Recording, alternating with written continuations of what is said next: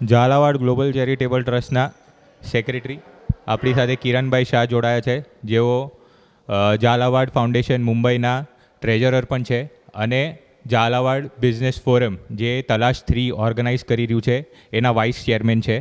તો કિરણભાઈથી એક સવાલ છે આપણો કે તલાશ 3 દ્વારા તમે શું અચીવ કરવા માંગો છો, એના પર તમારી કાંઈ વિશેષ ટિપ્પણી.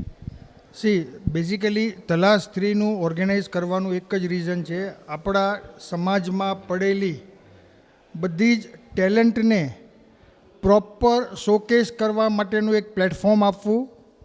ટેલેન્ટ જેટલી બી આપણી યંગ ટેલેન્ટ છે એનું આપસમાં નેટવર્કિંગ એ મેઇન ઉદ્દેશ હોય છે હંમેશા બિઝનેસ ફોરમનો, કે આપસમાં જેટલા બી યુથ છે એ લોકોનું નેટવર્કિંગ થાય અને નેટવર્કિંગના બહાને આગળ એકબીજાના કોન્ટેક્ટ ડેવલપ કરી અને પોતાની ટેલેન્ટનું પણ શોકેસ કરી શકે અને નેટવર્કિંગ કરી શકે, એ આપણો મેઇન ઉદ્દેશ છે. અને આ તલાશ 3 ઓર્ગેનાઇઝ કરવા માટે જે બધા પરામંડળના કોર્ડિનેટર્સ ને જે બધા મંડળના જે બધા કોર્ડિનેટર્સ યુથ જે બધું જોડાયું છે એના ઉપર તમારું કાંઈ કહેવાનું?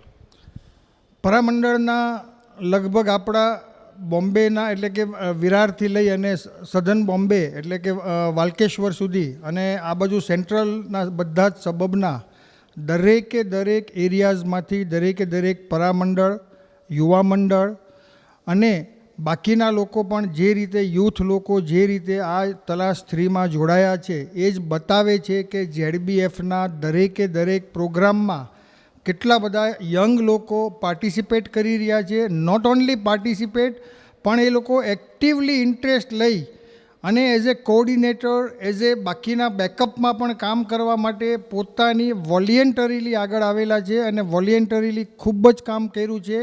I will congratulate all the coordinators and conveners for giving us such a superb show to the Jhalawad community. Thank you Kiranbhai. One last question, તલાશ 3 પછી ZBFનું આગળ શું એક્ટિવિટીઝ આપણે એક્સપેક્ટ કરી શકીએ છીએ? બેઝિકલી જેમ મેં હમણાં જ કીધું એ પ્રમાણે ઝાલાવાડ બિઝનેસ ફોરમનો હંમેશા મિશન એક જ રહ્યું છે and that is a networking among the youth. આજે આપણે ઝાલાવાડ બિઝનેસ ફોરમના થકી એટલીસ્ટ ઘણા બધા યંગ લોકોને ઝાલાવાડમાં આવતા કર્યા છે અને એ લોકોને એક્ટિવલી પાર્ટિસિપેટ કરતા કર્યા છે.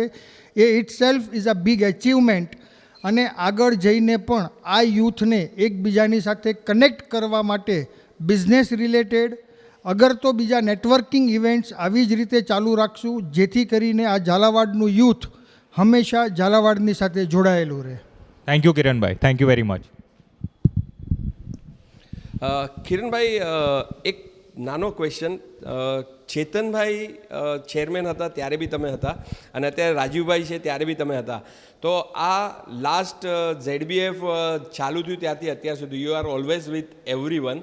તમારો એ બધા સાથેનો એક્સપિરિયન્સ અને કોર્ડિનેટર સાથેનો જે એક્સપિરિયન્સ છે એના કરતાં બી બેટર ચેરમેન સાથેના એક્સપિરિયન્સ તમારા કેવા છે? આ ચેતનભાઈ વોરા હતા જેણે આખું આ ફાઉન્ડેશન બિલ્ટઅપ કર્યું.